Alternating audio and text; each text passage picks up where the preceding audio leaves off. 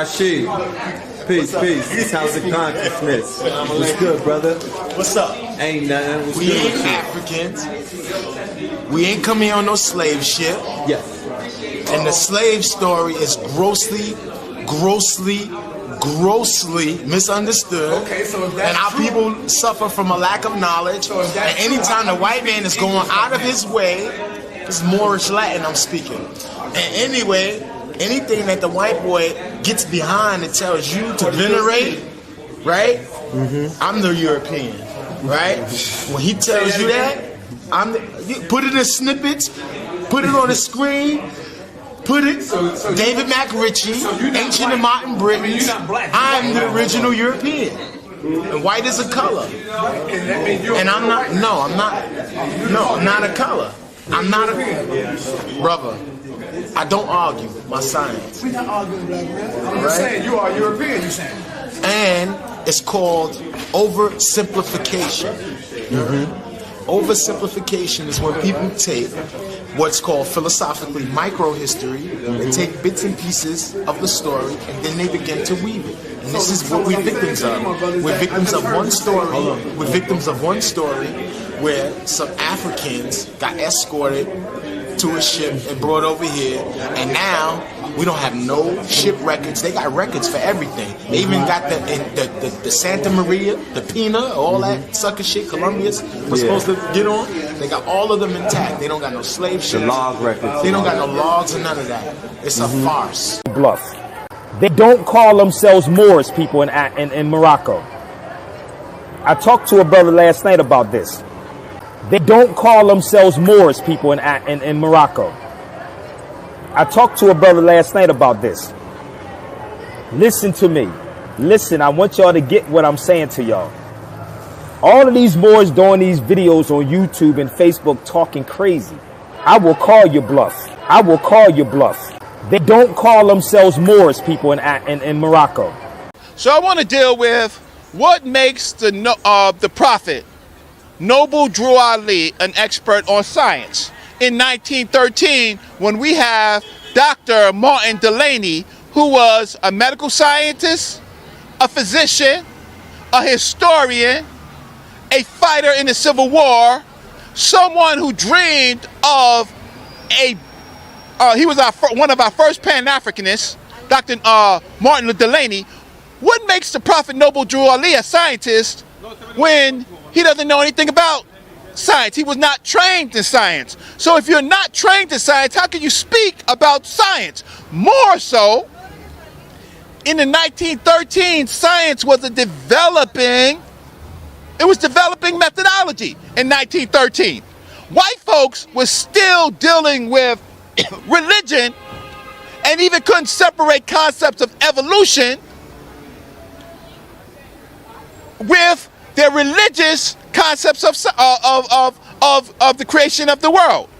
So in the 1913, science and religion was having a conflict. What would make the prophet Noble Drew Ali an expert on science in the 1913? Now, if he was prophesizing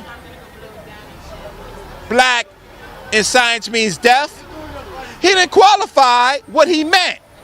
Did he talk about black the color, black the people, black as an organism, black as a frequency?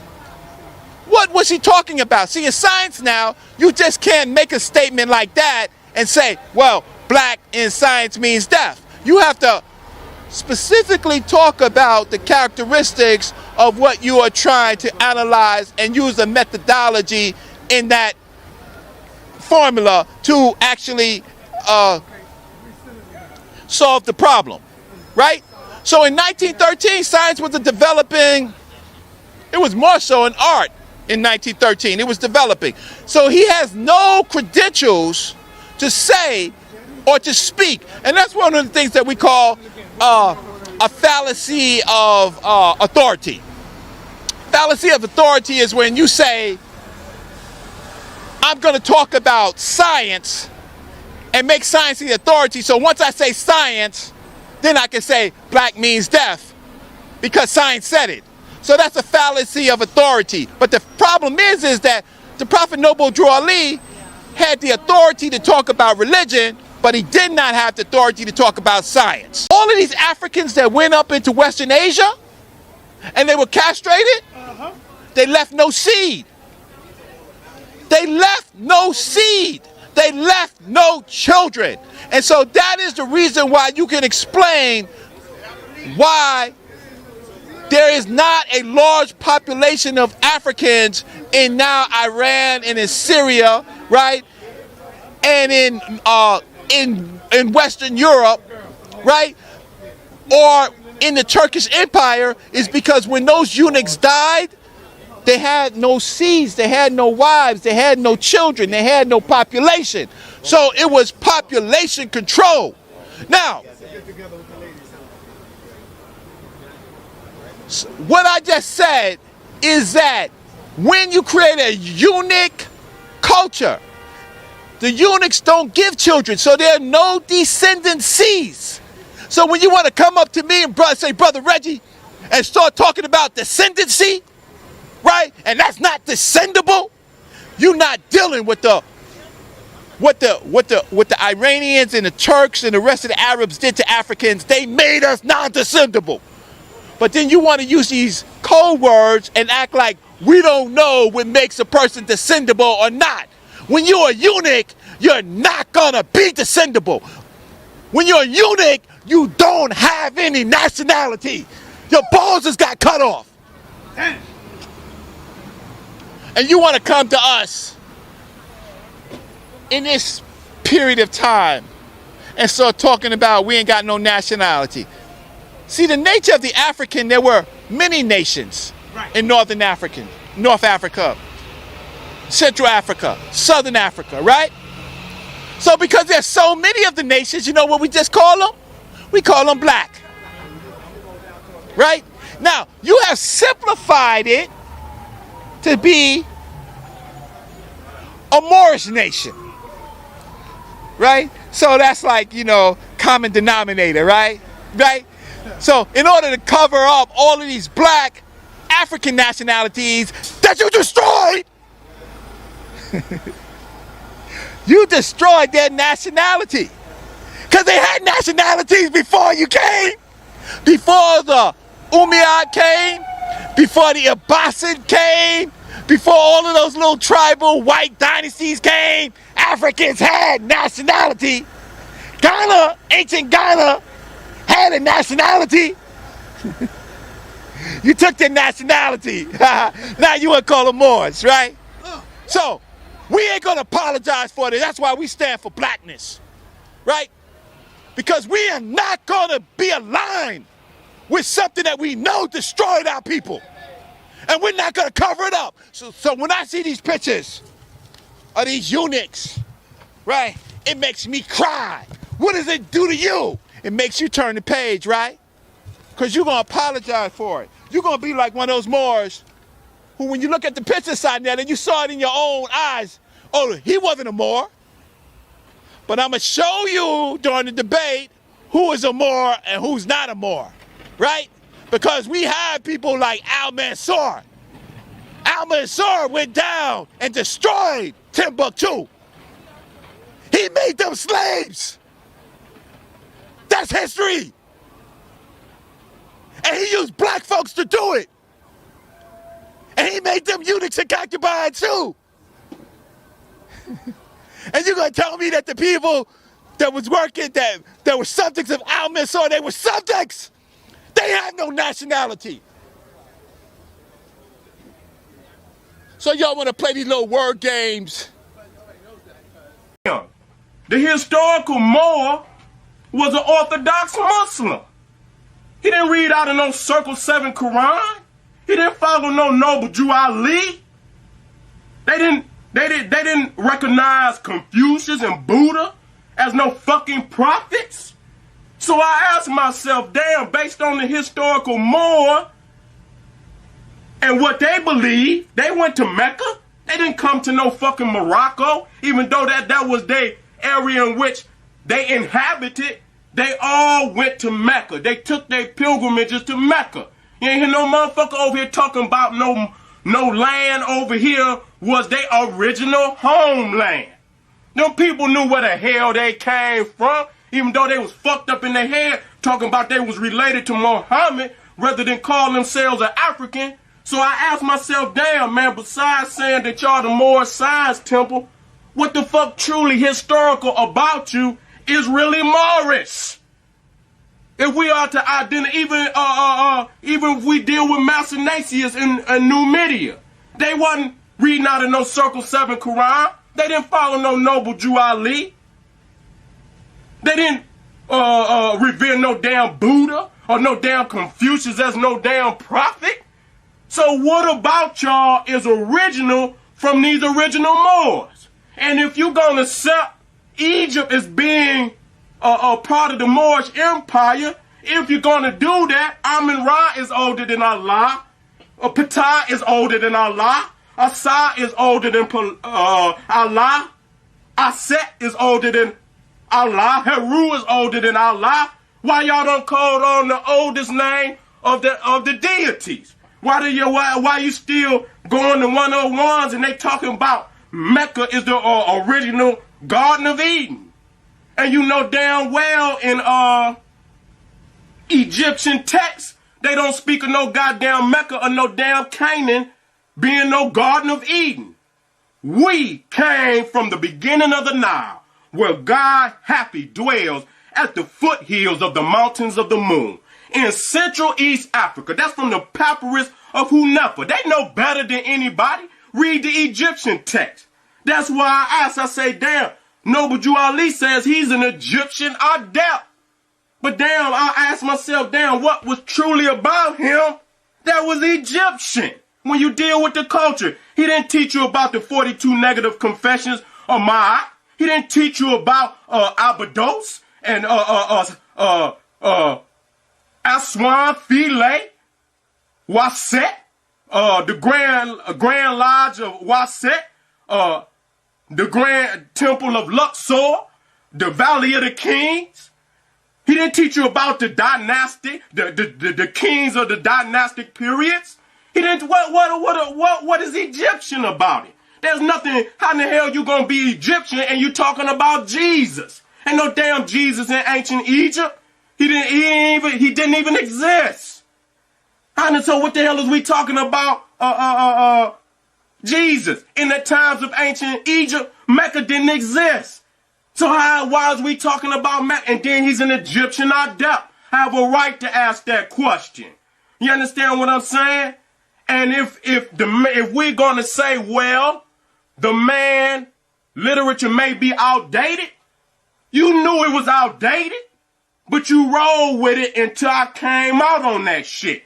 You understand what I'm saying? When I showed the video that there were Moors in Africa with the fairs on, fighting with the peckerwood against our people, you didn't come out and say, well, those were moriscos until I came out on it. Why didn't you bring this goddamn knowledge and say, well, hey, these are bad Moors, we're good Moors. You understand? This is how you recognize them. You didn't do that. You didn't do that. So don't come out now and try to ride the fucking fence. Bluff. They don't call themselves Moorish people in Morocco. I talked to a brother last night about this.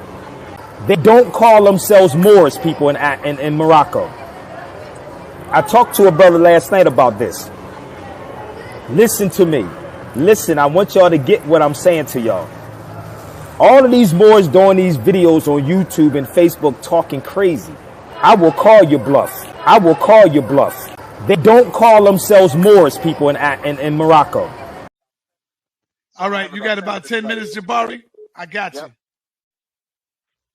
from. Peace and Black Power family. What's your name? Where you calling from? Tony. What's happening with you, my brother? From the Bronx. What's going on, my brother, in the Bronx? Chilling. Talk to us. I'm chilling, man. I was just listening to your show, and I'm a frequent watcher, and Jabari is the truth, man. I read his book. You already, man. Great. Oh wow. I appreciate that, brother. I just actually brought a second copy for my son. He's in 8th grade. He needs to read it. He needs to. Your book is the only book that I've ever read that when I read your chapter talking about Egypt, I felt good about Egypt. I had dreams about Egypt. All these other books, they're too long-winded, but your book, when I read that they got the pillar thing in Central Park, I was like, wow. Yeah. That's crazy. That's crazy. Thank you, brother. I really appreciate that. Thank you. No problem. But I just got a question for you. It's not about all of that Bible stuff. You know, I'm just trying to figure out these Moors. So I just wanted to get your insight on them. I just wanted to know, do you know if the Moors themselves actually called themselves Moors? You know, that's debatable. That's debatable, but I'll tell you, no.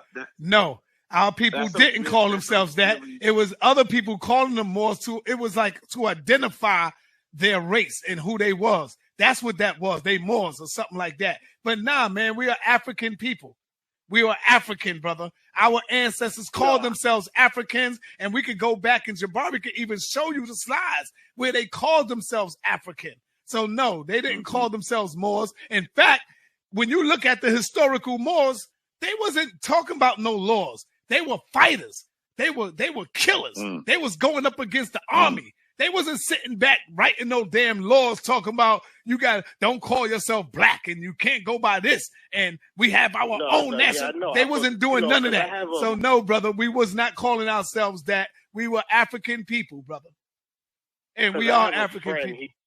He likes to identify himself as a Moor. So I asked him, I said, yo, can you show me in writing somewhere where these Moors actually called themselves, where they identified themselves as that? Not somebody from the outside who's writing about them calling them that. I want you to show me them identifying themselves as Moors. And I can't find it anywhere. Well, you can find it this Saturday. I think I might put on a pair of my Moorish shoes. You know what I'm saying? I got some Moorish shoes. You'll find it there. I'll take it off and let you look in the inside. You'll probably see Maury. You're terrible. All right. I just got one other question. Go ahead, brother. Just really quickly in response to the question you just asked, let me say to you that the challenge with finding the way that Moors refer to themselves is partially because that's really loud. Is partially because when we refer to the Moors, we're talking about a group of people that actually were multinational. Titus is kept. Many of them were multiracial, and they existed over a very long period of time. So in some ways, what we're doing is we're collapsing a group of people under a term that they did not use themselves. Right. I really appreciate that some people are trying to go back to a time when people of African descent were a global people who were doing amazing things and teaching the large segments of the population of Earth. And I get why they're connected to the Moors. But I think that sometimes when we try to describe who those great people were, we get a little bit sloppy with our descriptions. Definitely, because what I find in the reading is, the Moors, the great Moors who ran in Spain, they did this, they did that, they invented this, they did that. But when you look at the names that they're mentioning, they're Arabs. Yeah, these people don't want to say there you Arabs go, brother. More. There you go. So I'm like, what are y'all talking about? All the names, all the official names are Arabs. You know what I mean? Yeah. So it doesn't make any sense. There are multinational Islamic people for the most part, and also multiracial. Not every Moor was someone that looked like an African. And so I think that we need to acknowledge that while there were certainly Africans that were prominent during the period in those groups of people that we consider Moors, they certainly were. I'm not saying they weren't African. I'm saying they weren't all African. Exactly. We get really sloppy when we try to describe them, and I try not to beat up our brothers and sisters who are Moors unless they say something that I think really puts them out of the bounds, like we're not Africans, that kind of stuff. I go after them on. But the reality is they're trying to put together our history, piece together a history that was kept from us as well. So it's difficult. it's not easy. I understand what they're trying to do, even though I think sometimes they need to be a bit more disciplined about the scholarship they're bringing to an understanding of history. Yeah, because I feel like with their scholarship, what they're trying to do is the same thing that Europeans did, and they're trying to rewrite everything as black, black, black, black, black. You know what I mean? Mm-hmm. And it's not that quite simple, because when you start naming names, you're naming Arabs. So it just don't make any sense. But my second question is also concerning them. These Moors that were in Spain, do you know if they wore fezzes? They wore turbans. They wore turbans. Yeah, turban ain't a fez though. I want to know if they wore fez. Well, you can go back and you'll see some of them wearing them the bucket hats or the fez, what they call it, the fez. Yeah, some of them had on fez, some of them had on the turbans. They was going back and forth. In Spain? In Spain? I don't know. I think the turbans in Spain. Yeah, all the images I see of Moors, and I haven't studied this exhaustively, I should say, this particular topic exhaustively. But I believe that most of those people we would consider Moors who are in Spain were often wearing turbans. The fez is a hat that comes from us from the area around Turkey. And it was conflated with ancient peoples, ancient Islamic peoples who existed in the area. And so there's some confusion around the fez as well. And I think that we need to be a bit more disciplined about how we describe those people that did amazing things that were also African. And that's a challenge.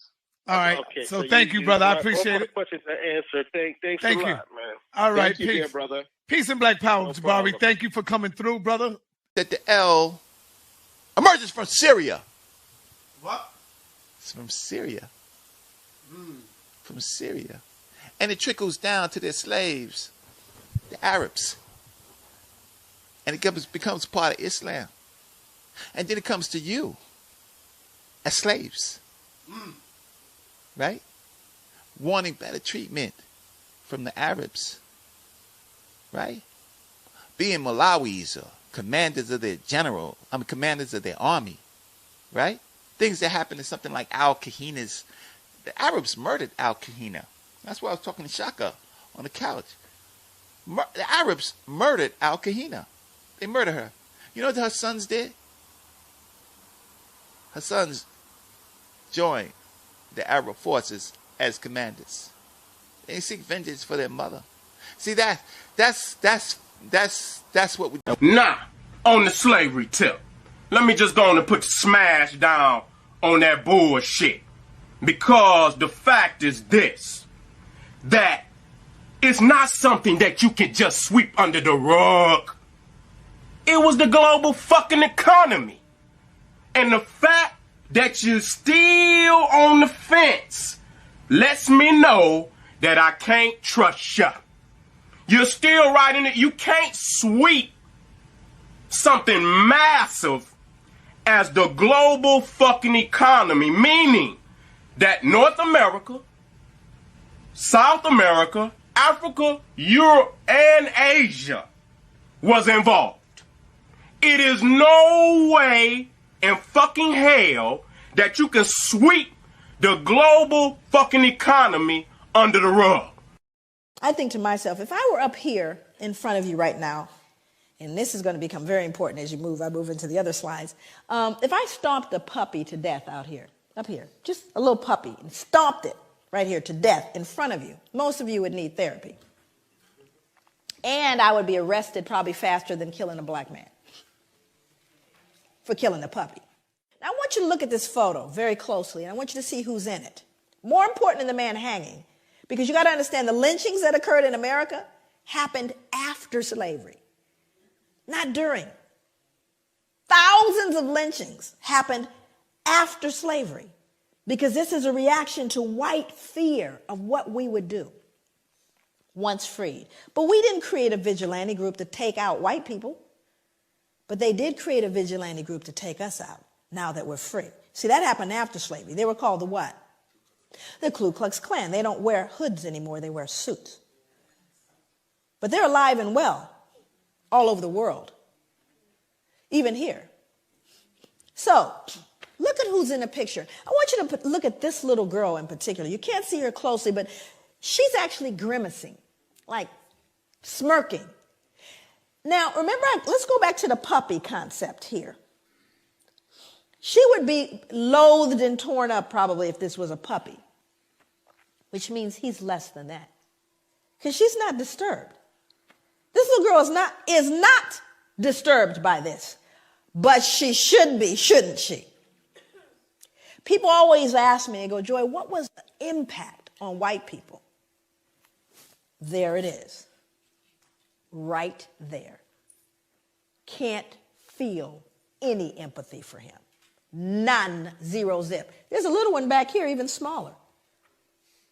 Because whatever she's been taught or told, socialized to believe, makes him no longer human. That's the greatest danger to white people, is that they can't feel it. And there's a reason why white people can't feel what we're talking about. My God, what would you then feel? It's tough.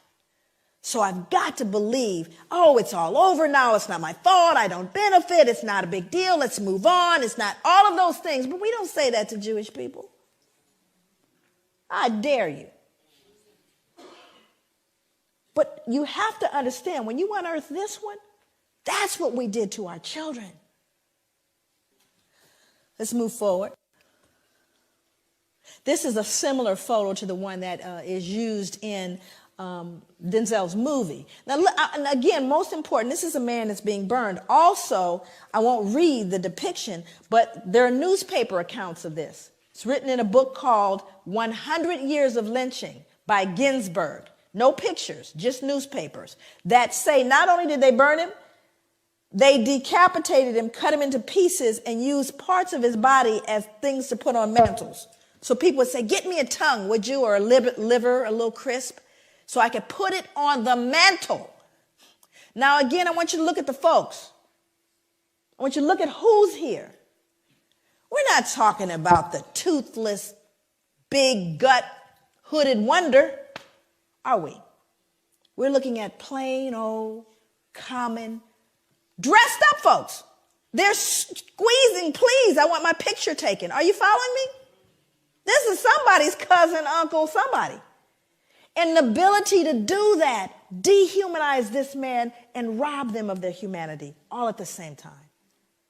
All at the same time. That is the most dangerous, treacherous thing that could happen. What did Hitler do? He dehumanized human beings, put babies in ovens. Anything that robs us of our humanity is a danger to everyone.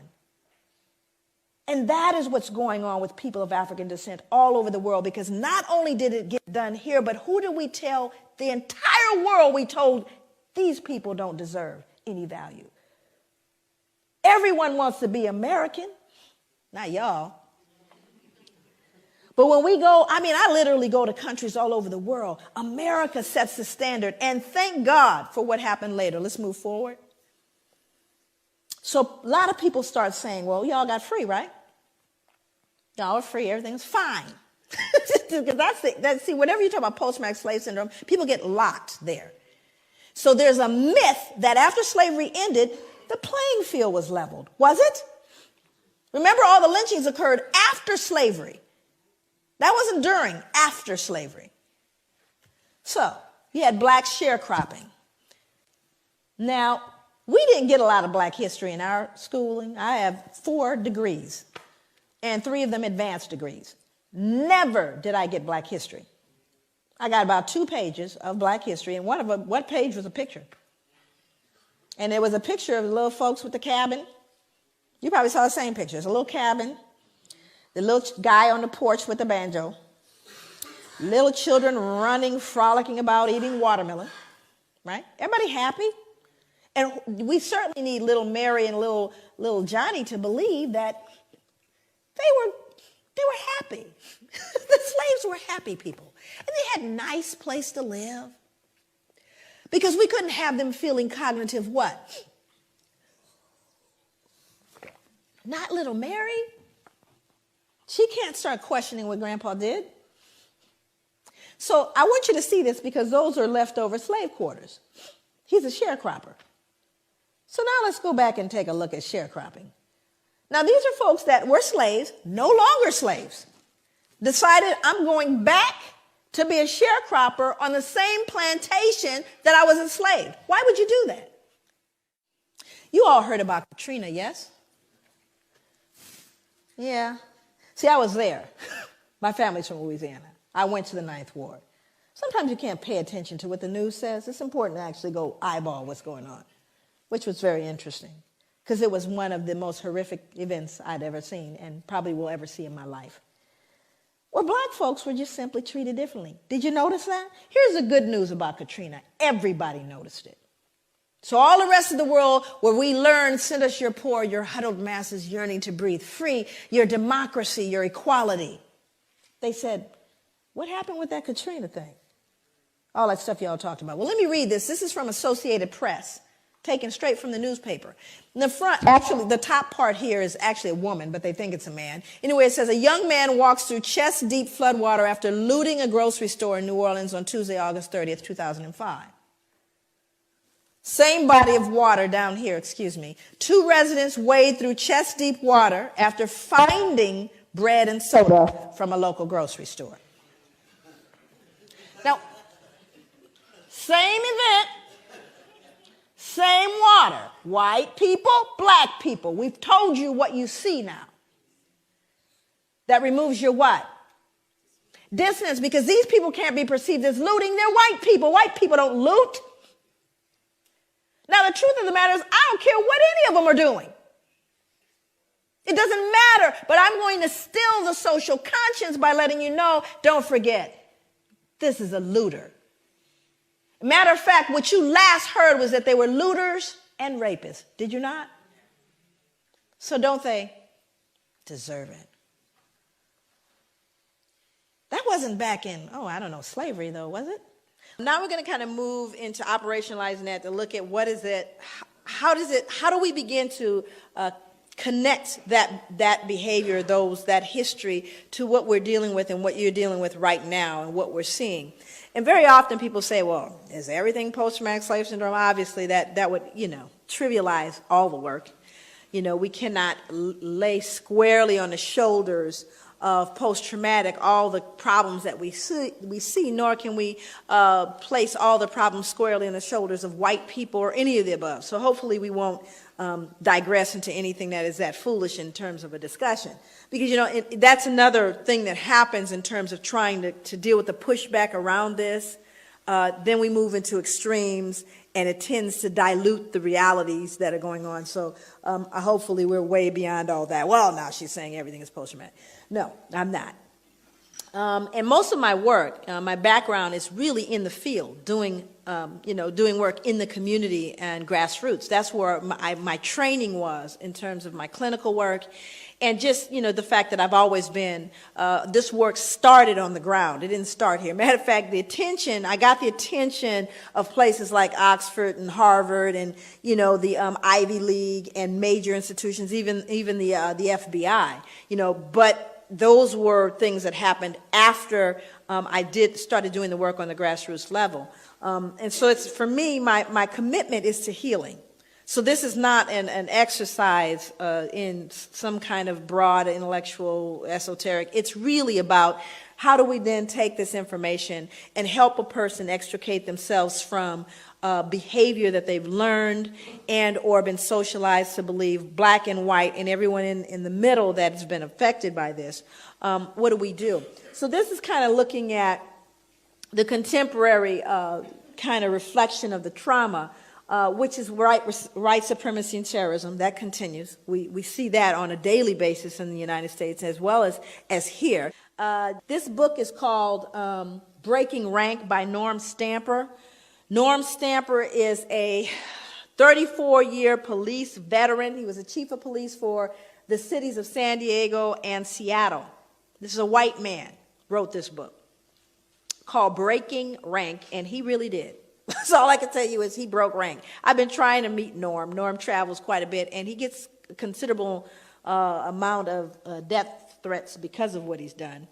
But he talked about, and this is contemporary, and remember, that's what we're looking at. How does it reflect itself today?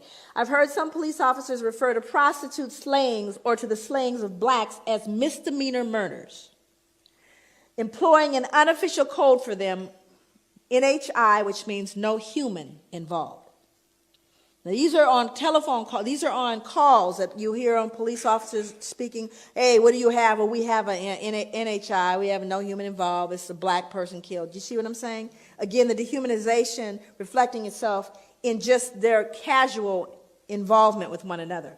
San Diego cops confessed to a myriad other acts of discrimination, including additionally dehumanizing the references to blacks on a radio call, Justin 1113 nigger. 1113 is a code for an injured animal. Went on for over 400 years. You understand what I'm saying? You have Africans who have oral traditions that have never taken one paragraph from a cracker's book. How do you justify saying where the cracker, the slave trade is a story invented by the cracker? When you go down there to Brazil, they're not reading out of no fucking crackers books. When you go to fucking Cuba and they speak about the slave trade, because in Havana was one of the largest slave ports in the world, they're not reading from no crackers books. These are oral traditions that are handed down from parent to child, from grandparent to grandchild. You understand what I'm saying? With no cracker nowhere in the process. So you bullshitting, man. You straight up fucking bullshitting. Where's the logs? Where's the fucking ships? How many motherfuckers get murked out here and niggas throwing away the fucking gun? What you think motherfucker gonna say, here it is? I did it? You understand what I'm saying? Come on, man, let's be fucking real, man. Real motherfuckers do real fucking things, man. And you motherfuckers still out there riding the motherfucking fence on our slave trade. I can't let it slide. Because if I don't show my people how the fuck they got in this shit, they ain't gonna never have the fucking initiative to get up out of it. Because they won't know how. How the fuck is they gonna know how to get up out of something? And they don't even, these motherfuckers out here don't even, they feel like they deserve to be in this fucking position.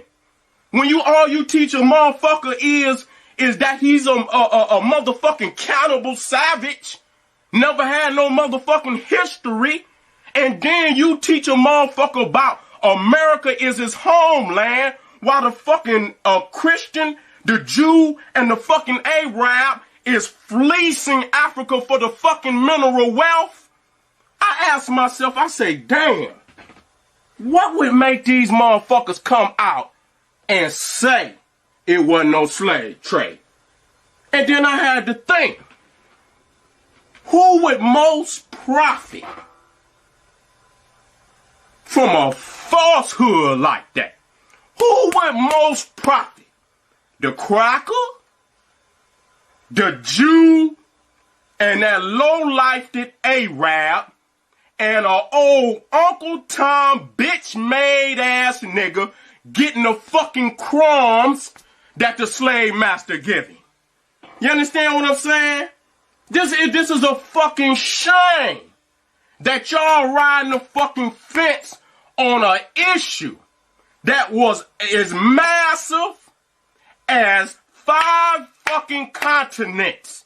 It is no way one man can dictate that information, and it's a global economy. You have documents, you have recollection, because our peoples are storytellers. They passed them tradition down for hundreds, if not thousands of years. If you go into fucking West Africa, those traditions are handed down orally. A griot is to memorize the history of his people orally. And a lot of those oral traditions have never been tampered with. They know exactly what happened. Quit acting as if the cracker got all the information about slavery. Nigga, quit riding the fence. Cause I see you. I see you. I cannot let you, you understand what I'm saying, take my ancestors' memories and just juggle with them when I get a little information and no, dog. You got to be strong, man. You got to fucking boss up with this shit, man. Just like I looked on the motherfucking videos and I seen the motherfucking, the Moors or whatever the fuck you want to call them. Moriscos. All I know is I identify the motherfucker with the hat. You understand what I'm saying? That's just like when niggas bang today. If a motherfucker, if he red, he red. If he blue, he blue. So when I see that motherfucking fez on that motherfucker head, I automatically identify him with a certain philosophy, a certain culture, a certain political view. You understand what I'm saying? And as I show you, them same brothers with them fezes on that's attacking our goddamn people in Africa, you show me the brothers with the fezes on that's trying to repulse them motherfuckers. You can't show me that. You understand what I'm saying? You cannot show me that because it's deeper than that. Those motherfuckers are Islamized blacks. And a motherfucking Muslim Islamized black, they only respect Islam. They only respect Islam. They look down on every other religion, every other culture as heathen, as idolatrous, and they attack it.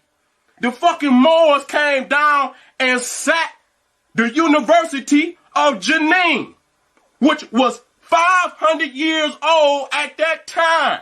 That's like when the fucking Greeks burned down the fucking Library of Alexandria, man. What the fuck history we lost? That shows you that they were so Arabized that the same university that taught them motherfuckers, because it didn't just go from Egypt across North Africa up into Spain. That motherfucking knowledge went from Egypt into West Africa long before it went up into Spain.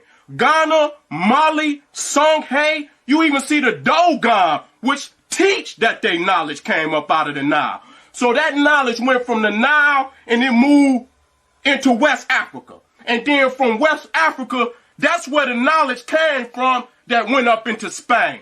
And these motherfuckers come back down in Africa and destroy the same motherfucking university that taught they ass. That's a Arabized, Islamized, no having knowledge of self, more black ass nigga.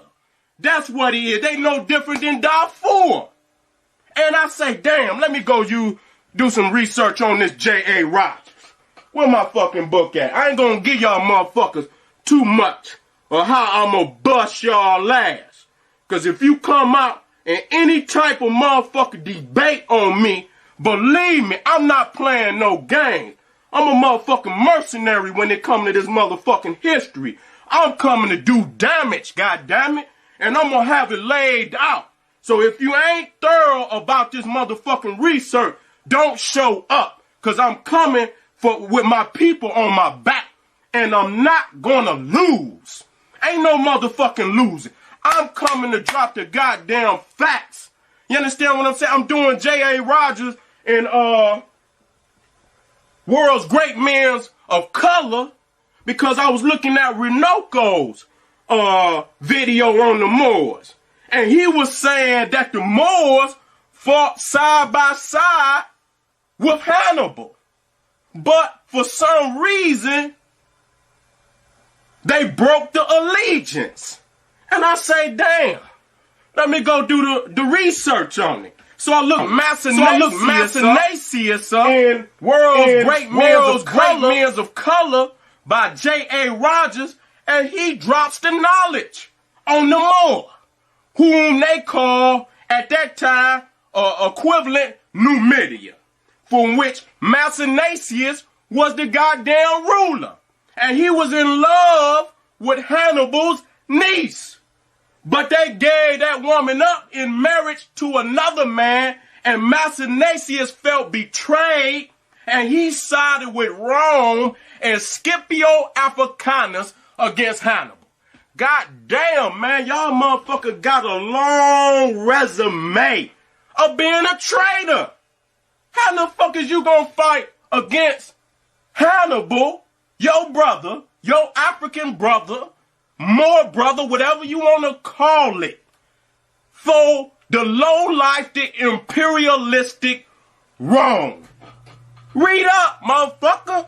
Read up on Masinasius. Another traitor.